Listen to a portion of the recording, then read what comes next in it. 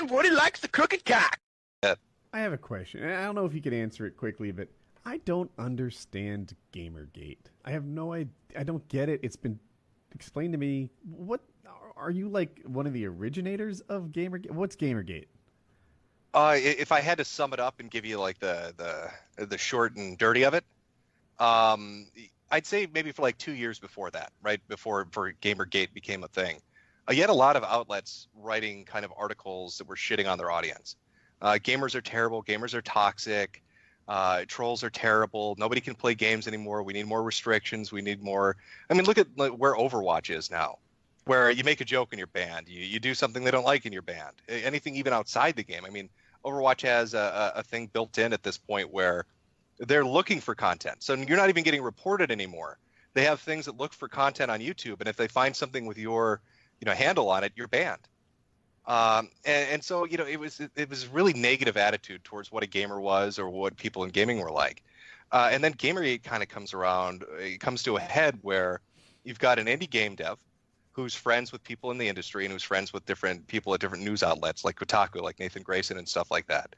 And you start to see this really weird kind of interaction behind the scenes where they're all buddies and they're all, have these relationships, dating relationships. And they're kind of covering each other's back, and it just was really screwed up. And that kind of kickstarted it.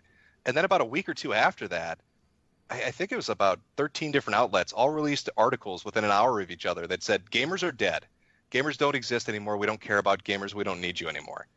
And it made that initial feeling of, wow, they kind of seem slimy. It's like they have kind of a backroom deal with each other to promote each other. And it's not really about, is it a good game or not? It's about who you know in the industry. And then all these articles come out, and they're all saying the same thing, and it was just really shitty. I mean, I was in that for about, I'd say like 3 months, and then I felt it got a little too retarded, and You ducked out. I walked away. I ducked out. Yeah. Okay. If you were to poll the room of people that were in that, or paying attention to it, you're going to get 100 different answers. Mm-hmm. I mean, you've got demographics from all over the internet. You had Reddit, you had Tumblr, you had 4chan, you had YouTubers, you had Let's Players. They all had different reasons for being attracted to it or being interested in it. Yeah, I thought it had something to do with feminism or something. But I could see how tangentially. There was a good, yeah, well, I mean, there was a good portion of it that was related to, social justice or the PC culture, because a lot of the articles getting pushed talking about how gamers were shit seemed to kind of really hone in on the fact that if you were a white guy or a straight white guy that played games, you were the devil.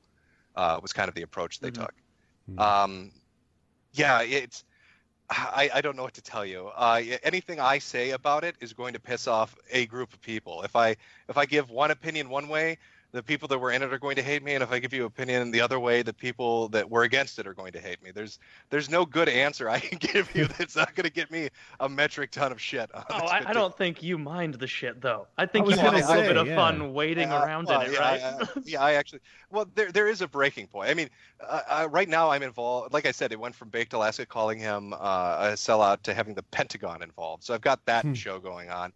I've got a bunch of MRAs that are really angry at me right now, so I've got that going on. I've got no, not MRAs. That's a dozen of people. I know, a whole 14 of them. I've got a group of bronies that are angry at me because they had not them. They had a group. They're violent. Yeah, there was some bizarre Skype call got released of this guy admitting to trying to have sex with a 12-year-old, so full circle. I full circle, like I said. So I mean, there's so much shit going on, but I don't really have a great answer for you on what Gamergate was, other than a reaction from the consumer against what they saw as kind of like an intermediary or an unnecessary cog. Like, it used to feel like if you were a gamer, there were the companies, right? The guys that made the video games, and you may shit talk a game, and the company that makes it may think you're an idiot for doing so, but it was kind of that back and forth rapport. But somewhere along the lines, the media got kind of in the middle of that and started telling developers what gamers thought and started telling gamers what developers thought, and that connection was lost. That interference kind of started to play a part. And I think it was a good pushback against that as well.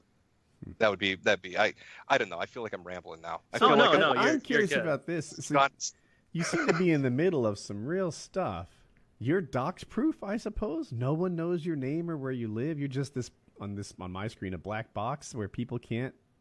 Well, thanks for putting the bullseye on me. Yeah, that's nice. Every time you say something like you're dox proof, it's basically, hey, come fuck with this guy. Oh, dude, you don't want to say it like that. If you One thing I've learned, and Anthony Cumia So tell me, learned, Jim, you were saying earlier that you're completely untouchable. And nobody... That you're an invincible god of the internet. like God, if you make an audience out of like poking at people, the audience will poke at you. Expect that. Oh my God, yeah. Right? Oh, no, you know, Anthony Optic's Cumia is like, it's shocking. All the people that watch us are terrible fans, and it's like, right, you're looking in the mirror, and so are we. Like, our fan base pokes at me every day, and it's for the memes. It's what you get. That's where you are. Yeah, you don't want to play with fire if you're afraid of getting burned, obviously. I mean, yeah, I know what I'm appealing to, and I know the kind of content I like to make, and the stuff I like to laugh at is always going to bring kind of with it a backlash. But I've been doing this shit for a while. I mean, if you go look up a school shooter North American tour 2012 was a mod we made for Half-Life as a joke. That's listed in a Supreme Court decision. So, I've been fucking around on the internet for a while, doing stuff that draws attention. That was the one where at the end of the game you had to commit suicide before the cops got you, right? That's correct. That is Thought correct. so. I'm a bit of a completionist. 1,000 gamer score on that one. But so you do something goofy, it gets a reaction. You're gonna obviously get some pushback on that. But I think at the end of the day, the people that watch the videos more so do it because they just find the shit weird, right? Even the Deviants videos that I did where I was looking at weird subgroups and fetish groups, I had people in those communities sending me emails and fan art saying, yeah, they're goofy fuckers. We think it's funny too. So it's one of those things. I think everybody likes to laugh at shit.